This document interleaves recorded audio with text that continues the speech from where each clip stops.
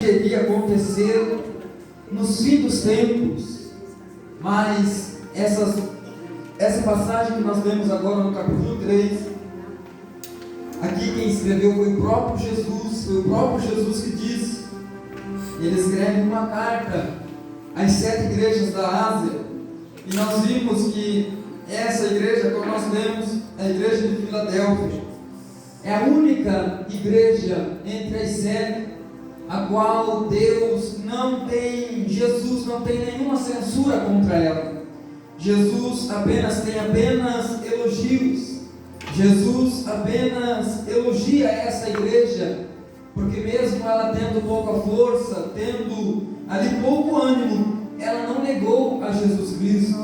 Ela não deixou de adorar ao nome do Senhor, mesmo com tantas dificuldades. A igreja de Filadélfia, ela continuou fiel ao Senhor, tentou ainda por um pouco de tempo retroceder, voltar para trás, mas através da carta do anjo, a qual escreve a igreja de Filadélfia, através dessa carta que nós lemos no capítulo 3, versículo 7, nós vimos que Jesus encoraja essa igreja, lhe dá um ânimo para que essa igreja prossiga para sempre, para frente, porque eles estavam no caminho certo aonde Deus queria que eles estivessem. Amém?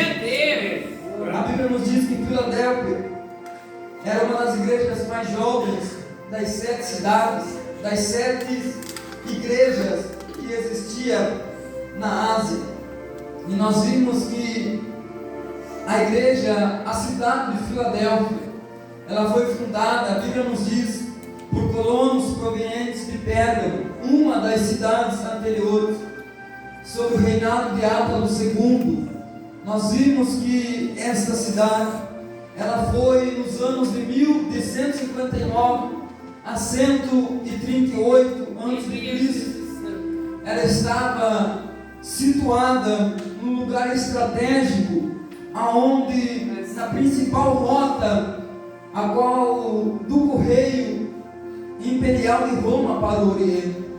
E nós vimos que a cidade era chamada a Porta do Oriente, porque ela ficava localizada próximo ao correio imperial, próximo a Roma, a Porta do Oriente.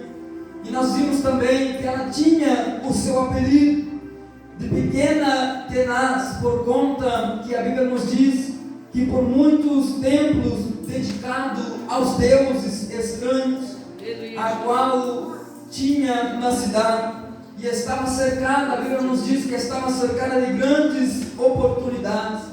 Era uma cidade que estava cercada de grandes oportunidades. E nós vimos que John Stott ele comenta também que Filadélfia, esta cidade que nós estaremos falando, tinha vários tremores, vários terremotos, a qual eram frequentes sobre aquela cidade.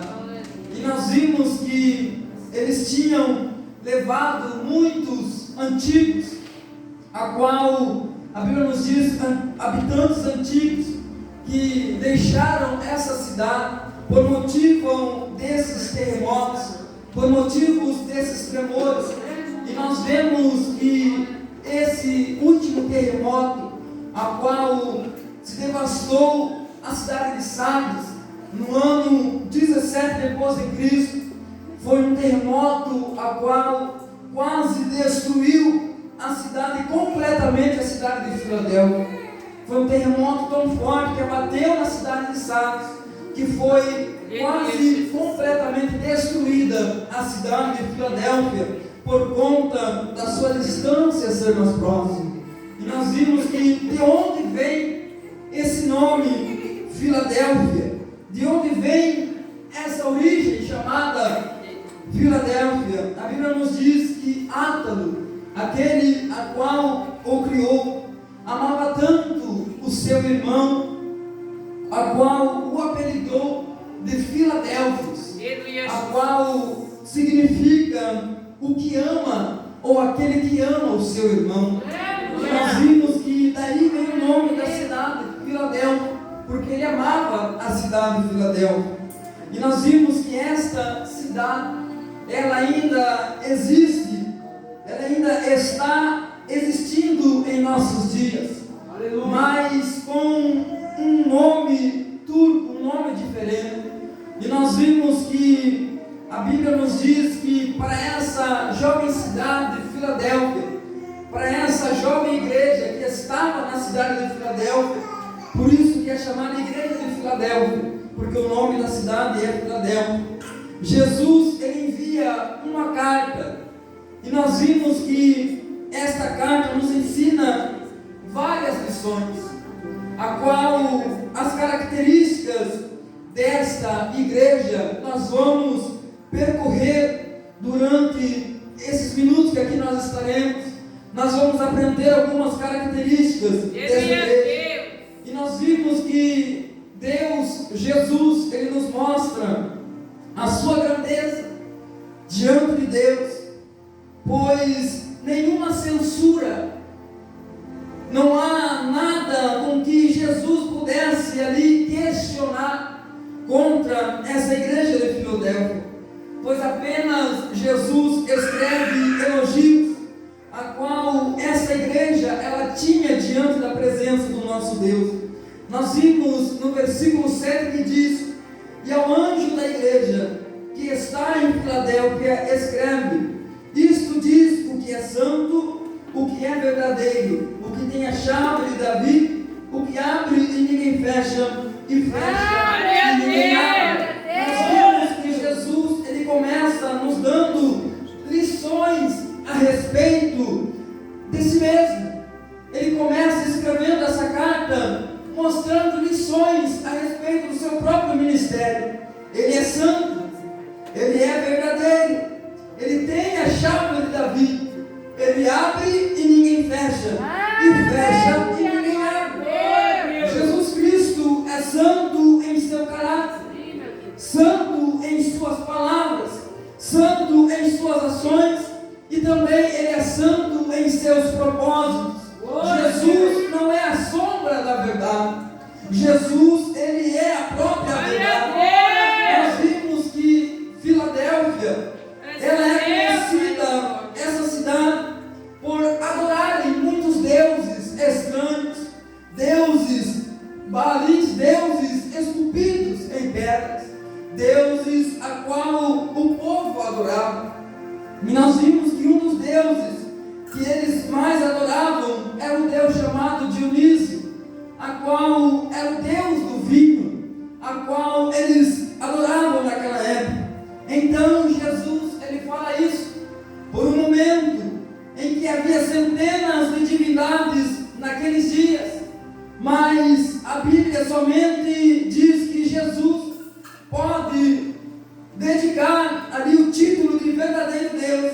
Ele é santo porque nós adoramos a sua santidade, e nós vimos que em sua natureza, e é por isso que Jesus ele não consegue ser outro além do que ser um Deus verdadeiro sobre nós. Nós o adoramos porque ele é o dono da verdade, e nós cristãos vivemos na verdade, porque conhecereis a verdade e a verdade vos libertará. É por isso que aqui nós estamos nessa noite, porque nós tivemos um encontro com o dono da verdade. Ele nos libertou, nos purificou, nos deu um banho de graça, e hoje aqui nós estamos para adorar o seu santo nome. E aqui nós vimos, a Bíblia nos diz que a sua palavra, pois quando ele fala em sua santidade, porque ele é santo.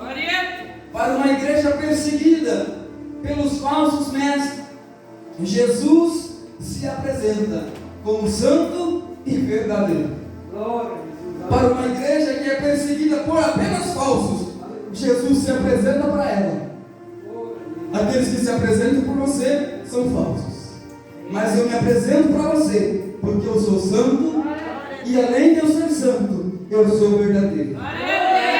Jesus ele manifesta a sua santidade. E o interessante a qual nós vemos que os nomes de Cristo, as descrições aos seus respeitos, nós vimos que a expressão em cada uma das 7 cartas, a qual está no livro do Apocalipse, algo da natureza da igreja, a Bíblia nos diz que está sendo endereçada. Nós vimos que a igreja dos mártires, a igreja dos tempos dos nossos irmãos que nos antecederam, dos profetas, dos apóstolos, aqueles que fizeram milagres, prodígios e maravilhas enquanto estavam na terra. Nós vimos que a igreja desses mártires, a igreja de Esmirna, a Bíblia nos diz que, por exemplo, na sua vez, ela ouviu a voz de Jesus Cristo, mas só que aquele que morreu, mas aquele que está vivo e oferece a coroa da vida. A igreja de Pérgamo, a corrupta igreja de Pérgamo, a Bíblia nos diz que teria que enfrentar aquele que tem a sua aguda espada de 2 gumes, por símbolo do seu julgamento. A igreja de Tiatira enfrenta uma fase ainda muito mais pior, muito mais dolorida, porque estava muito mais corrompida. Teria que enfrentar o Filho de Deus, cujos olhos são como chama de fogo, cujos seus pés são como bronze polido, cujos seus cabelos são brancos como a lã, cujo seu trono é como um fogo de sua volta, cujo seu trono, cujo céu onde ele está, aonde tem querubins que o adoram e espírito em verdade. Nós vimos que essas igrejas teriam que enfrentar o juízo do Senhor por conta de não estarem ali fazendo o que Deus determinou para que eles fizessem. Mas a igreja de Filadélfia é diferenciada. A igreja de Filadélfia tem um testemunho diferente. A igreja de Filadélfia, ela faz a diferença.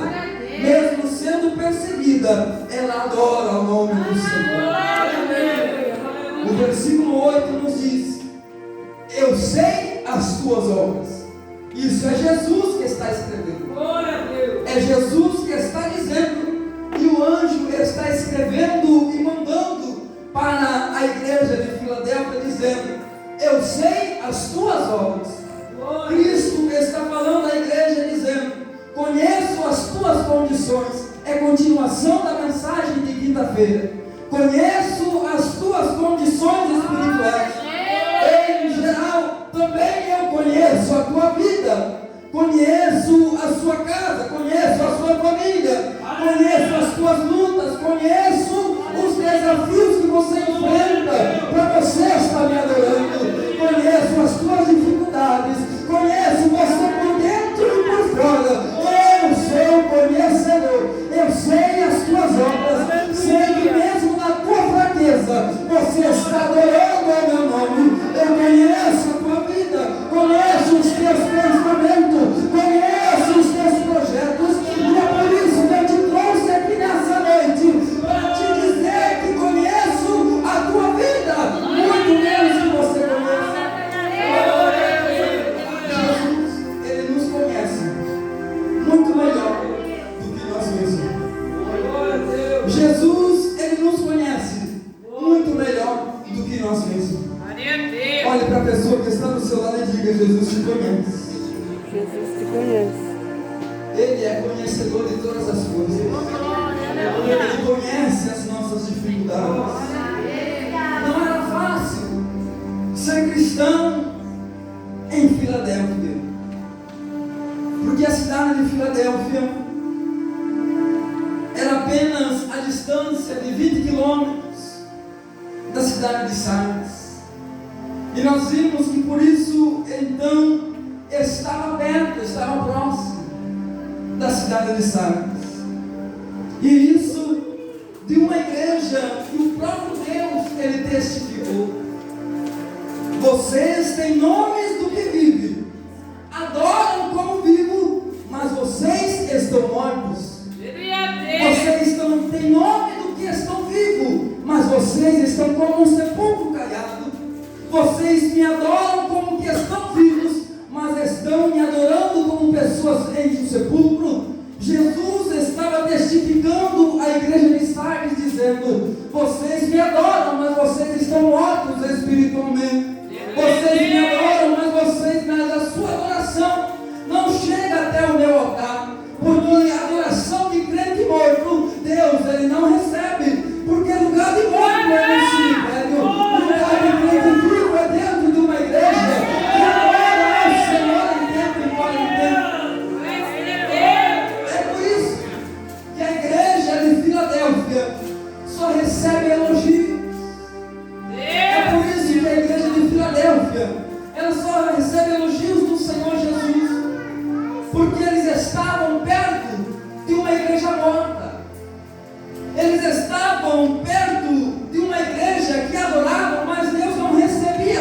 coração, porque eles estavam mortos espiritualmente. Eles faziam a obra do Senhor, mas Deus não aceitava, porque havia pecado no meio do povo, e Deus não aceita divisão. Deus não aceita dividir a sua glória com ninguém. Não tem como adorar a dois senhores. Ou adora um e entristece o outro, ou adora os dois e entristece nenhum. Deus, Ele está dizendo para a igreja de Filadélfia: vocês, eu apenas elogio, porque perto de vocês está uma igreja que está em cima do muro. Não sabe se vive na igreja ou se vive como pelo mundo. Estão dentro de uma igreja, mas não fazem o meu querer, não obedecem a minha vontade, não fazem a minha vontade. E é por isso que não era fácil ser crente em Filadélfia. Não era fácil ser cristão em Filadélfia. Mas só que Filadélfia é diferenciada, porque mesmo estando perto dela um povo morto, ela decidiu viver. Mesmo estando perto deles um povo que apenas cometiam desordem na presença de Deus, eles decidiram apenas viver em ordem na presença do Senhor. E isso destaca para nós. Por que Jesus não diz? Por que Jesus diz: eu conheço as tuas obras, eu vejo as tuas lágrimas? Jesus estava dizendo para a igreja de Filadélfia: eu vejo os seus momentos de dificuldade. A igreja de Filadélfia, ela estava morando perto de um povo que estava morto por conta do pecado, mas ela não decidiu se contaminar com o pecado do povo. Nós vivemos em um mundo pecaminoso. Nós vivemos em um mundo, como a Bíblia diz, que já se maligno.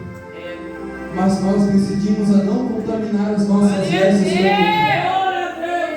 Nós decidimos a não contaminar as nossas vestes com aquilo que o mundo vive, mas costumamos viver aquilo que Deus decretou para nós viver.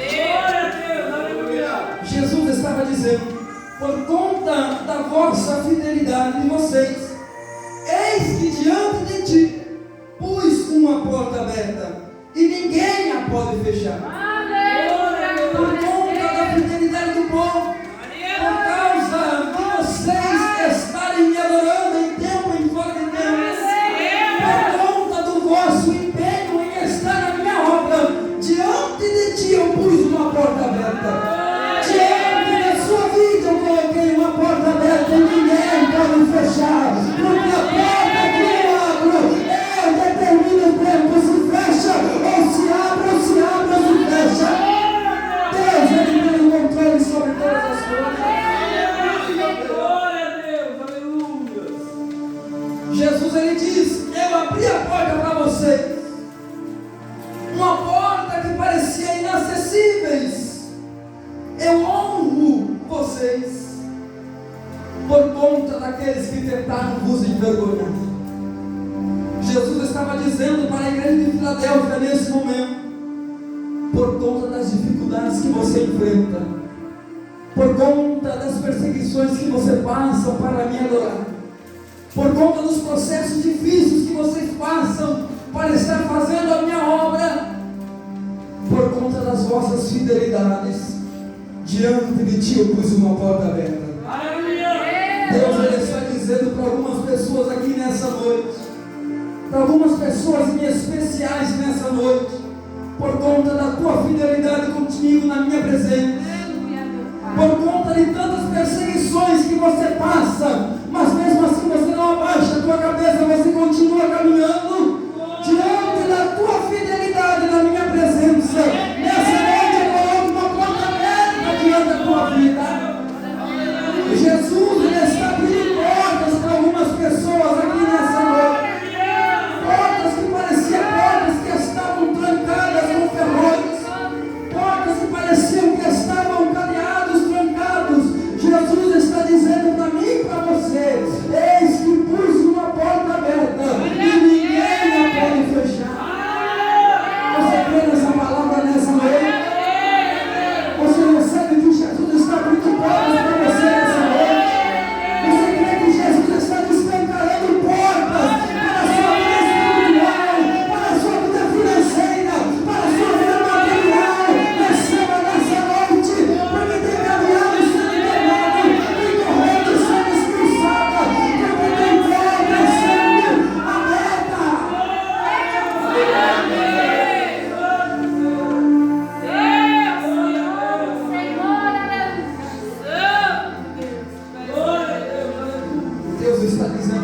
aqui vencedores. Eu conheço as tuas necessidades. Eu conheço os teus momentos de fraqueza. Eu conheço as tuas obras. Eu conheço os teus momentos. Eu conheço os teus momentos de desespero, que você se desmancha em lágrimas, que você não tem ninguém para contar com ela ou com ele. Eu conheço todos esses momentos. Eu conheço todas as suas dificuldades. E é por conta disso que eu estou abrindo uma porta que está abrindo a sua vida.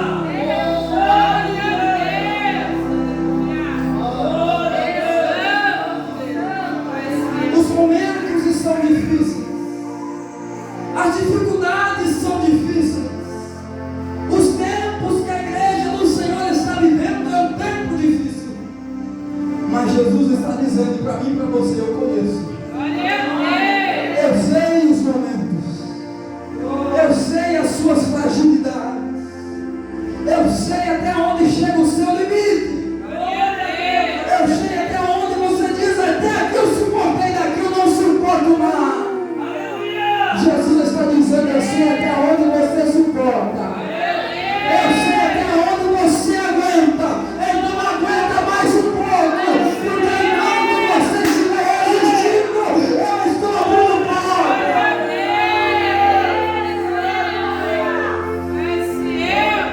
Pode dar glória e aleluia nessa noite. Porque a porta não vai ser aberta, a porta já se abriu. A porta que Deus preparou para a sua vida, ela não vai ser aberta, ela já descancarou, porque Deus viu a tua fidelidade.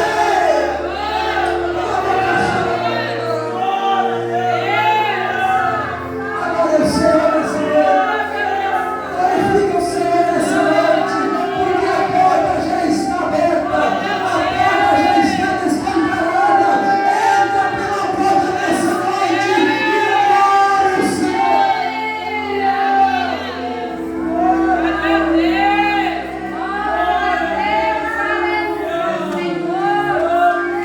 porta que você queria que Deus abrisse? Qual é a porta que você tem orado por esses dias e pedido para que Deus abrisse? Pode começar a adorar, porque essa porta já está aberta. Pode começar a glorificar, porque a corrente que estava trancando essa porta, ela já foi quebrada e a porta já descancarou para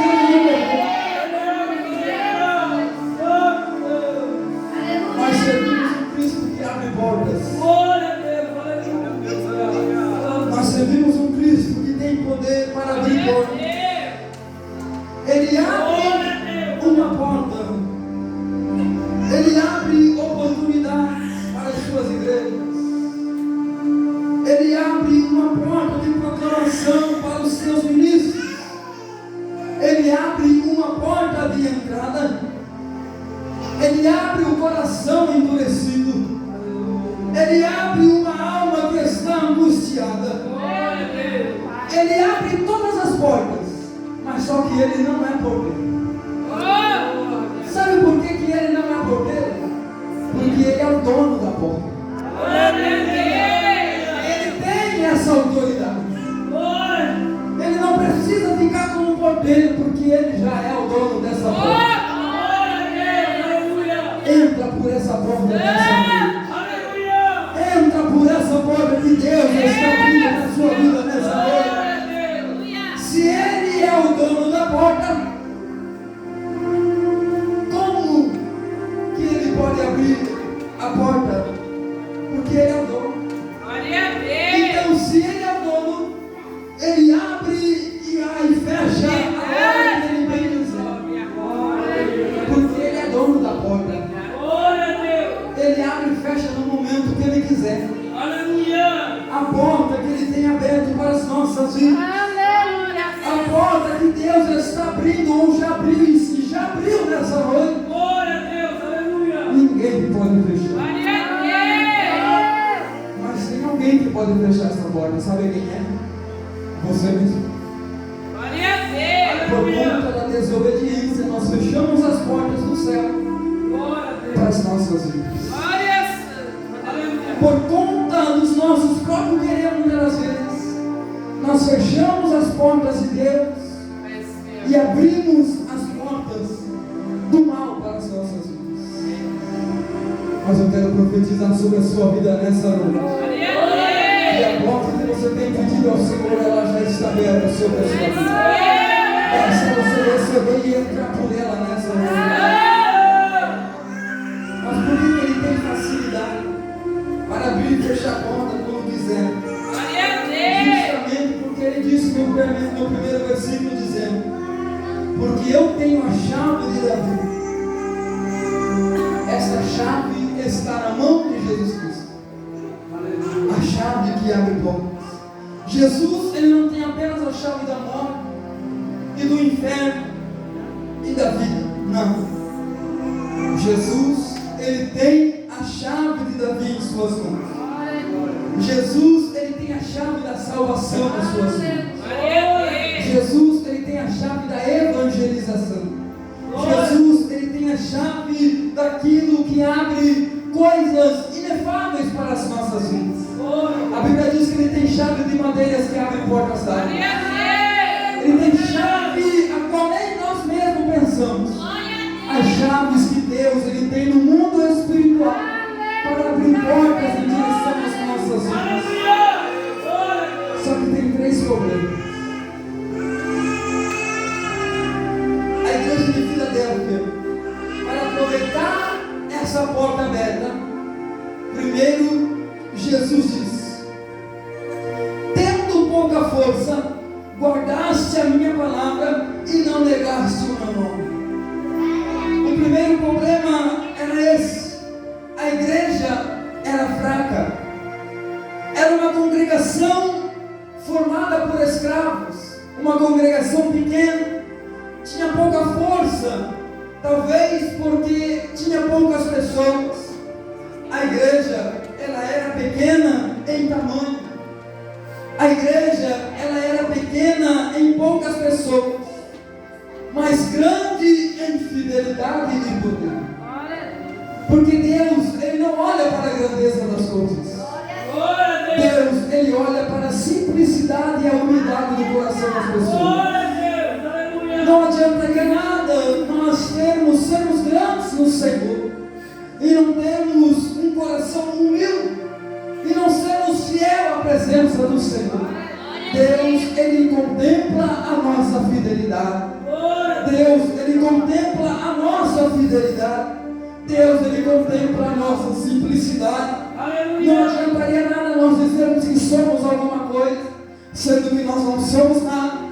Porque quem é Ele em nossas vidas? Se for o motivo de nós aqui estarmos nessa noite, porque Ele morreu na cruz do Calvário, nos dando livre acesso para que nós chegássemos nessa noite. Porque a fraqueza seria sempre sobre aquela igreja. Mas nem sempre a fraqueza significa desabilidade. Nem sempre a fraqueza, ela significa que nós estamos para cair. Nem sempre a fraqueza, ela significa que nós estamos para ser destruído. Porque a Bíblia nos diz que o apóstolo Paulo também ele teve fraqueza. O apóstolo Paulo, ele passou por momentos de fraqueza, a qual a Bíblia nos diz que ele até 3 vezes ele pediu para que Deus retirasse o seu espinho da carne. Mas só que a Bíblia nos diz que o Senhor respondeu a Paulo dizendo: Paulo, a minha graça te basta, porque o meu poder se aperfeiçoa na tua fraqueza, Paulo. Porque o meu poder se aperfeiçoa nos momentos da tua fraqueza. Porque quando você pensa que você está fraco, é aí que você está forte na minha presença, Paulo. É quando você pensa que você está quase caindo, que você está de pé para vencer batalhas na minha presença. É quando você pensa que você está quase desistindo, Deus está dizendo para mim e para você: é nesse momento que a sua força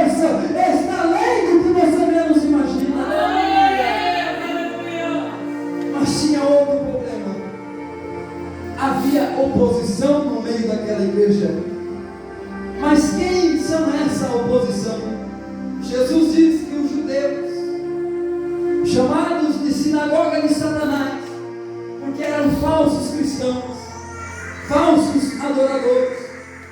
Eles perseguiam a igreja de Filadélfia, que sofria no começo.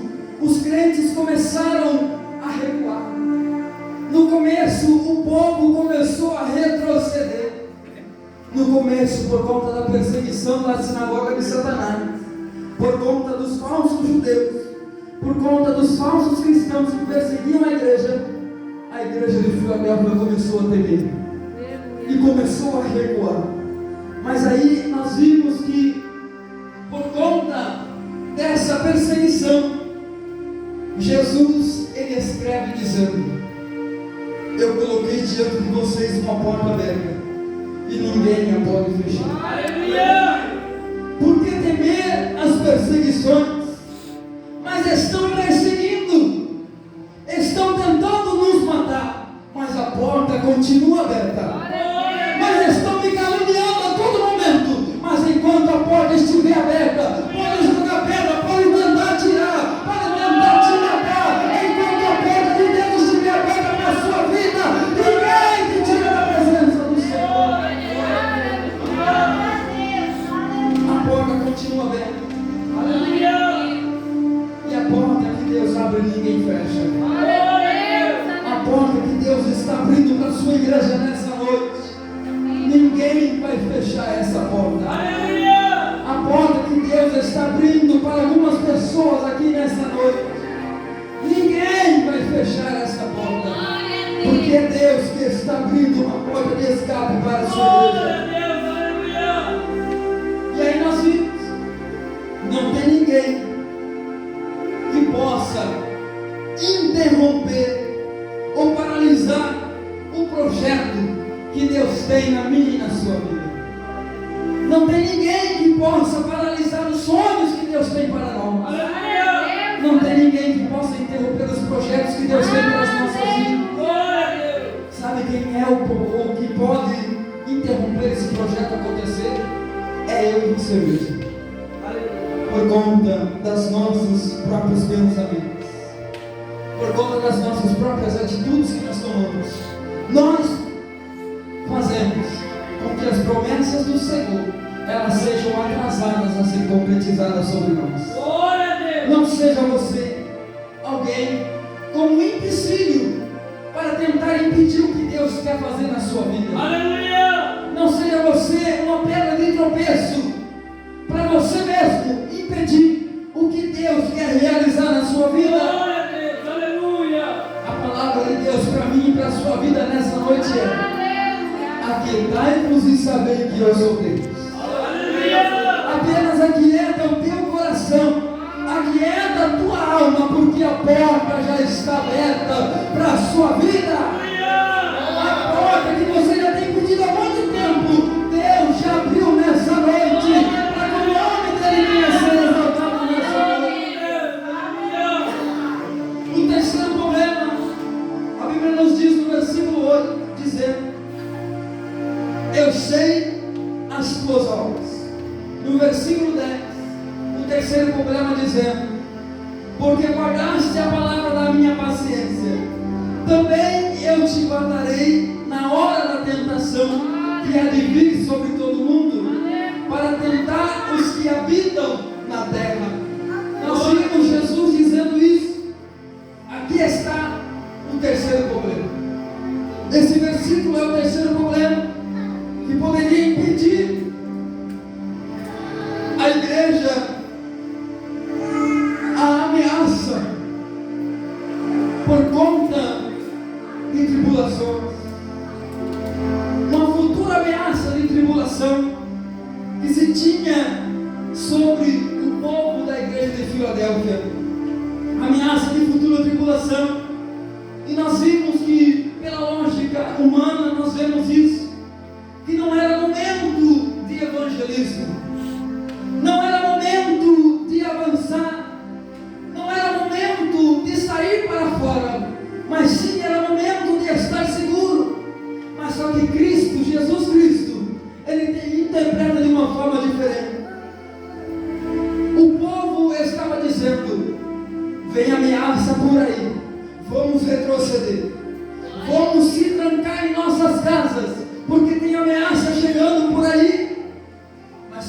Jesus, ele não vê a nós. Jesus, ele olha lá na frente de algo diferenciado. Jesus, ele olha e diz: está vindo ameaça aí, mas agora que é para vocês avançar. Está vindo grande tribulação aí, mas é agora que é para vocês prosseguir. É agora que é para vocês levantarem a cabeça para cima e dizer: o meu Redentor vive e ele se levantará para me ajudar. Não devemos temer as dificuldades dessa vida, porque não basta ser uma igreja que guarda a palavra, precisa também ser uma igreja que proclame a palavra do Senhor. Nós precisamos começar a proclamar a palavra do Senhor.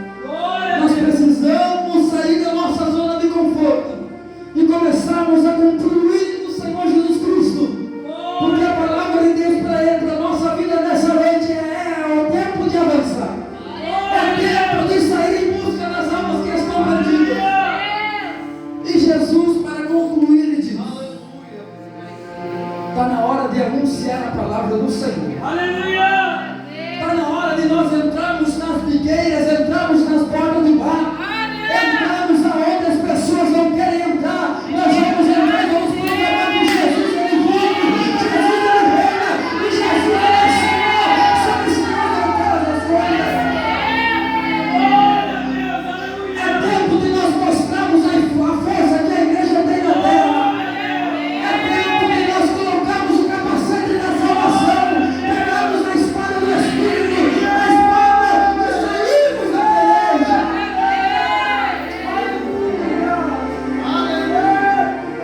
Está na hora de começar a reagir. Nós apenas estamos recebendo, mas não estamos reagindo em nada. Está na hora de começar a entrar em ação. Está na hora de começar a descruzar o braço, pegar os vasos que estão embotados e começar a fazer trabalhar a obra do Senhor, porque Deus está por Deus não chama ninguém para ser prédio de banco. Deus não chama ninguém para ficar de braço cruzado. Jesus chama para trabalhar, para ganhar alma e para orar no Pai.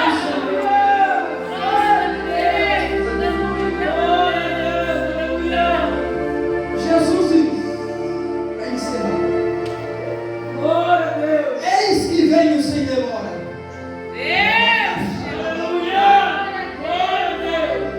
Eis que venho sem demora. E sabe o que é interessante nessa frase? É que Jesus, ele dá uma certeza. Jesus não diz: talvez eu venha. Jesus, ele não diz: quem sabe daqui a uns dias eu venho. Não, é certeza. Eis que vem o Senhor logo. Guarda o que tens para que ninguém tome a tua coroa. A esperança da igreja é essa: Jesus ele vem. A esperança do povo de Deus é: Jesus vem. Jesus ele vem. Jesus ele vem. Jesus ele vem buscar a sua igreja. Essa deve ser a nossa esperança, de que Jesus ele vem buscar o povo.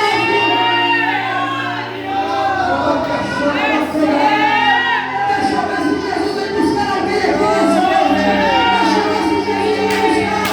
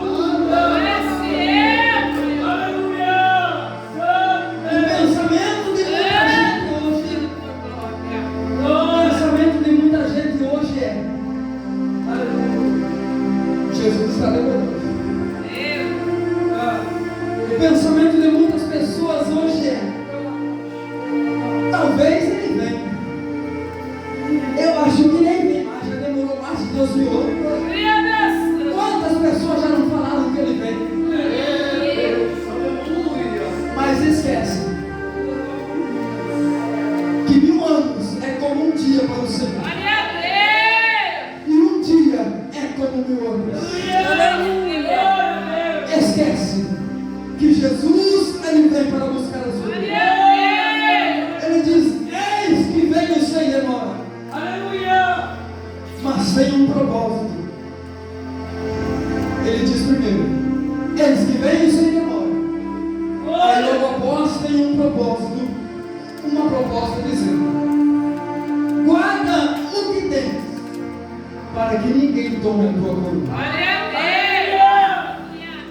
A ordem de Deus é constante. A ordem de Deus não é: guarda enquanto tem culto. Não. Guarda apenas no domingo, porque domingo tem culto. Não. Não é isso. Guarda apenas na segunda-feira. Não, não é isso. A palavra de Jesus é: a ordem é: guarde hoje, guarde amanhã, guarda na terça-feira também, guarda na quarta, guarda na quinta, na sexta, no sábado, guarda no domingo, guarda todo dia, porque a qualquer momento a trombeta vai soar. Jesus, ele vem buscar a sua igreja. Mas guardar o quê? Guardar a fé, guardar a verdade. Porque o que tem de crente mentiroso nos dias de hoje? Guardar a verdade, guardar a força da graça, guarda o zelo, guarda o amor entre os irmãos, guarda a comunhão entre a igreja. Deus nos deu um tesouro em nossas mãos, para que podemos guardar firmemente. Assim como só dá para lembrar o que se tem, também só dá para guardar o que se tem. Mas aqui está o problema, porque tem gente que nem tem e nem sabe que perdeu o que tem, e continua vivendo da mesma forma e nem sabe que perdeu. E Deus está dizendo: guarda o que tem. Mas só que tem algumas pessoas que não têm para guardar. Mas aí Jesus nos trouxe aqui nessa noite para te dizer: você chegou não tendo, mas você vai sair daqui tendo nessa noite. Você chegou vazio, mas você vai sair daqui cheio.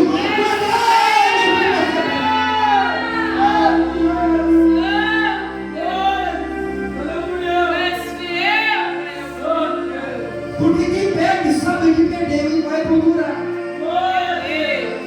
Mas tem gente que perdeu e nem procurar não foi.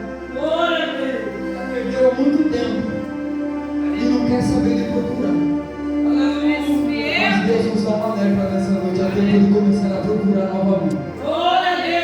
É tempo de começar a ir em busca das almas perdidas. É tempo de começar novamente a ir em busca do dom que Deus colocou sobre as suas mãos. É tempo de começar a ir em busca novamente da unção que Deus te entregou. A maioria das pessoas que perderam, só perderam porque estavam buscando novidades. A maioria das pessoas que perderam o que Deus deu é porque estavam buscando novidades. A igreja de Cristo não precisa de novidades. Não. Esses tempos atrás aí lançaram uma que precisava atualizar a Bíblia. Conversa com o diabo, meus irmãos.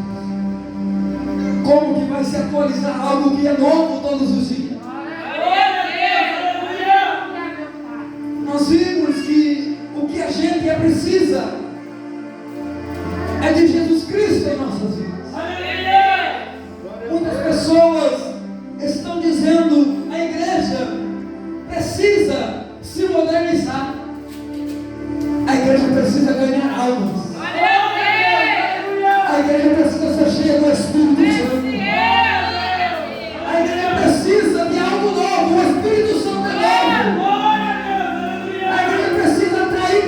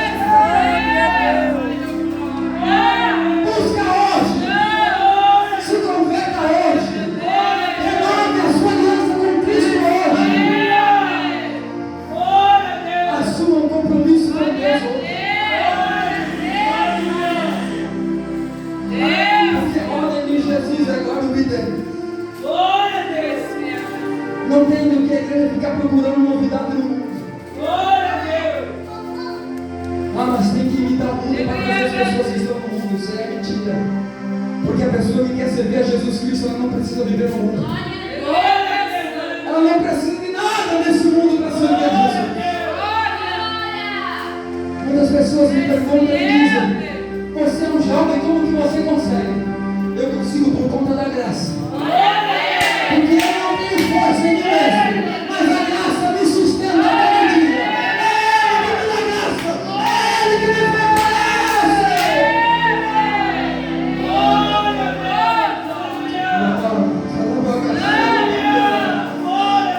Eis que cedo vem. Guarda o que tens para que ninguém tome a tua coroa. Estamos vivendo os últimos dias da igreja na face da terra. Estamos vivendo os últimos tempos. Estamos vivendo os últimos momentos. Estamos vivendo os últimos instantes. O relógio, ele está uma fila para dar meia-noite. Você sabe.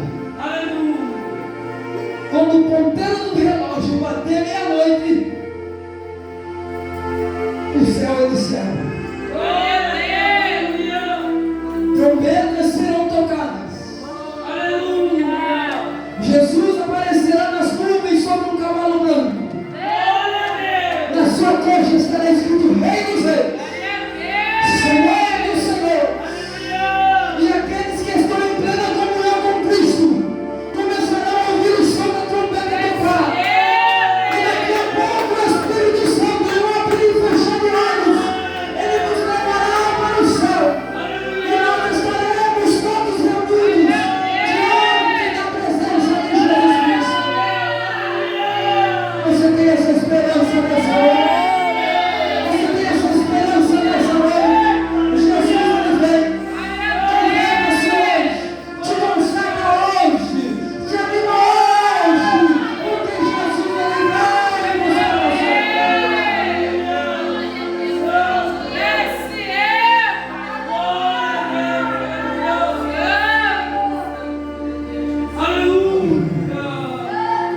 Você que acha que você tem que receber alguma coisa para você começar a guardar.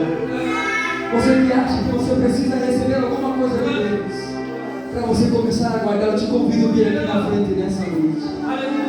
Toma uma atitude nessa noite. Sai do teu lugar e vem até o altar do Senhor. Deus quer começar a te entregar algo novo na presença dele. Deus, ele quer te mostrar, começar a te mostrar os seus mistérios, as suas grandezas. Sai do teu lugar nessa noite, vem até a frente. Deus, ele tem um particular comigo e com você nessa noite. Você que está disposto a vivenciar aquilo que Deus tem preparado para a sua vida. Deus está te chamando nessa noite. Ele te conhece. Ele sabe que o teu coração queima por você estar na casa do Senhor. Mas muitas das vezes você não tem forças em você mesmo. Muitas das vezes você não tem coragem em você mesmo. Mas nessa noite o Senhor quer te encorajar. O Senhor quer te fortalecer. Para você começar a vivenciar os projetos. Para você começar a vivenciar as promessas. Para você começar a vivenciar aquilo que Ele determinou para a sua vida, para você começar a viver. É noite de começar a vivenciar um compromisso novo na parte do Senhor. Você que chegou até o altar do Senhor, feche os teus olhos. E comece a falar com o Senhor. Comece a falar com o Senhor nessa noite. E peça para Ele, para que Ele venha te revelar o que Ele quer contigo nesta vida. Porque Jesus ele está nos alertando dizendo: guarda o que tens, para que ninguém toque a tua coroa. Hoje pode ser a nossa última oportunidade. Hoje pode ser o nosso último culto. E por isso Jesus está nos dando esta palavra. Não é uma palavra de correção, mas é uma palavra de exortação para as nossas vidas. Feche os seus olhos e comece a falar com o Senhor nessa noite.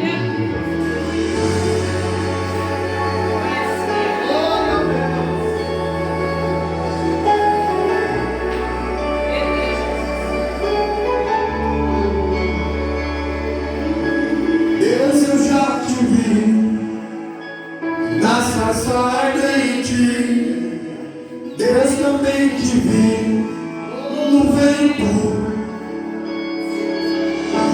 Deus, eu já te vi na coluna de fogo. Deus também te vi na nuvem.